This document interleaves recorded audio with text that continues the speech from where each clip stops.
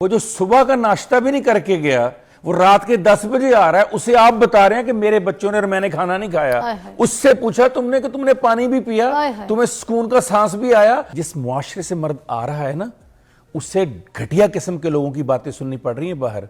आपको पता है उसका बॉस कैसा है, आपको पता है उसके कुलीग कैसे हैं, आपको पता है रास्ते में उसको पुलिस ने 10 दफा रोका है, आपको पता है उसकी गाड़ी खराब हो गई थी, आपको पता है ट्रैफिक में क्या हालात से वो कराया है, आपको पता है आपकी रिस्क कमाने के लिए वो किन किन लोगों के आगे हाथ बांध कर खड़ा है, आपको पता है उसकी कितनी इंसल्ट हुई है दफ्तर में।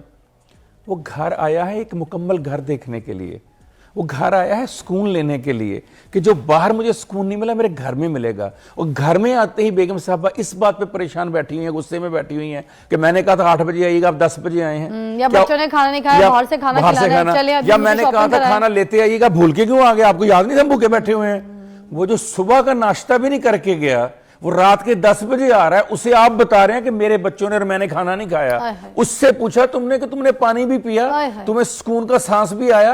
अगर घर में मुकम्मल औरत, मुकम्मल पैकेज दस्तयाब हो जाए, जब मैं मुकम्मल औरत कह रहा हूं तो मैं कह रहा हूं ऐसी औरत जो मां भी बने उस मर्द के लिए, ऐसी औरत जो दोस्त भी बने, बीवी भी बने, गम गुसार भी बने।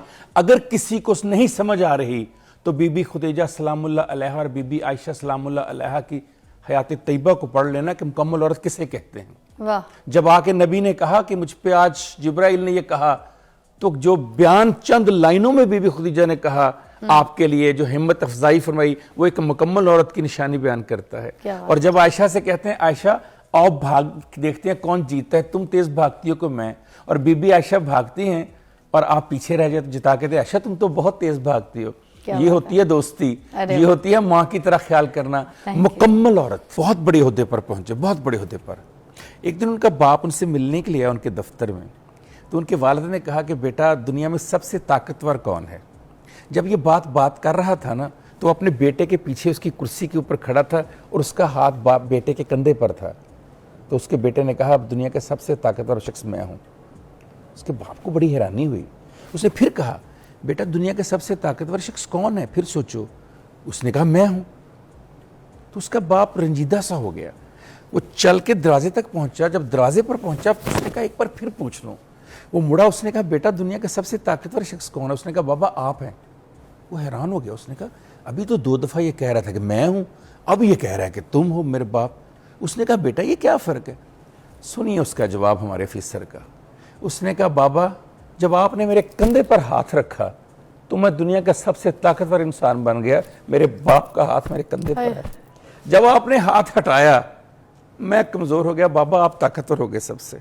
ये वो हाथ होता है दस्ते शफकत बाप का, कि जिस घर में ऊपर हो, जिस औरत के ऊपर हो, जो उसकी बीवी होती है, जो उसकी बहन होती है, जो उसकी बेटी और बेटा होता है, जब तक वो हाथ रहता है आपके ऊपर, आप दुनिया के सबसे ताकतवर शख्स होते हैं। क्या दुनिया का जो पहला इंसान बनाया गया, क्या वो बाप नहीं था? हजरत आदम अलैहिस्सलाम। क्या बात। जो इंसानियत का आगाज हुआ, जो इंसानों का आगाज हुआ, कभी फिजा आपने या हमारे देखने वालों ने एक बात सोची कि जो तख्लीक है वो तो औरत करती है, लेकिन रब पहले मर्द को पैदा कर रहा है। इसका मतलब समझिएगा, ये समझ आ गया तो बाप और वालिद का मतलब समझ आ गया। इसलिए पहले मर्द को पैदा किया, ये बताने के लिए कि उस औरत की हिफाजत के लिए, तहफ़्फ़ुज़ के लिए मुझे एक मर्द चाहिए, तब मैं औरत पैदा करूंगा। इसका मतलब है कि जब तक मर्द नहीं होता उस वक्त तक उस खातून की और उसकी औलाद की तहफ़्फ़ुज़ और हिफाजत के लिए, उसके सर पर आसरे के लिए, उसके सर पर दस्ते शफ़क़त के लिए उस मर्द का होना बहुत। और उसी मर्द को हम, उसी माँ या वही घर का माहौल जो है कमज़ोर करता है। कैसे कमज़ोर करता है? पहले तो माँ कहती रहती है कि आप जाएं कमा के लाएं, आप जाएं मेहनत करें, मेरे बच्चों को ये चाहिए, मुझे कपड़े चाहिए, मुझे घर चाहिए, मुझे जेवर चाहिए, मुझे गाड़ी चाहिए, मुझे आसाइशें चाहिए, मेरे बच्चों को फीसें चाहिए। वो बेचारा सुबह जाता है रात को आता है, सारी ज़िंदगी इसी मेहनत में गुजार देता है। जब 60 साल की उम्र में रिटायर होता है या वो बुजुर्गी की तरफ जाता है तो फिर कहा जाता है आपने अपनी औलाद को टाइम ही नहीं दिया, तुमने कब पाला औलाद को? औलाद को तो मैं पालती रही। वो जो सारा दिन धक्के खाता है, जिसके जूते घिस जाते हैं, जिसके घुटनों में दर्द शुरू हो जाता है, जिस बंदे से खड़ा नहीं हुआ जाता। फिजा में बचपन में सोचा करता था मेरे अब्बू की जूती हर 6 महीने के बाद नीचे से घिस क्यों जाती है?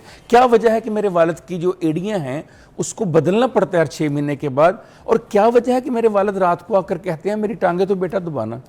जब खुद बाप बने तो पता चला उसी औलाद के लिए, उसी बीवी के लिए, उसी घर की आसाइशों के लिए जूते घिस जाते हैं। आज मुझे पता चला जूते कैसे घिसते हैं।